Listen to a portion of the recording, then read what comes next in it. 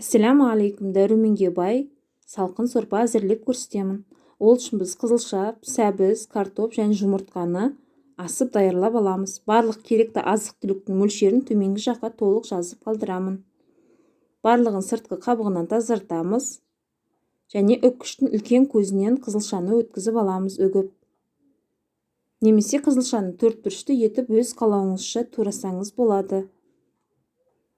Бұл салқын сорпаны көбінесе күннің ыстық уақытында ұсынып жатады, бірақ менің ойымша бұны көктем, күз кезінде адамның ағзасында дәрумендер азая бастағанда әзірлеп ұсынса, нұр үстіне нұр болады.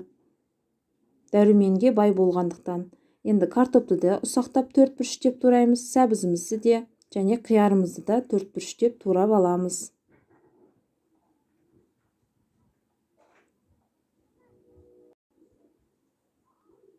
Бұл салқын сорпаны салқын күйінде немесе кішкене балаларыңызға бөлме температурасында ұсынсаңыздар болады.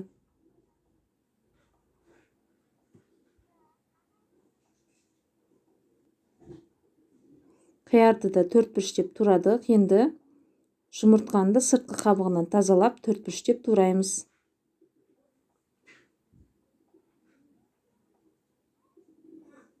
Барлығын кең ыдысқа саламыз және көк жуамен аскөкті де орташа немесе майдалап өз қалауыңызша турайсыздар.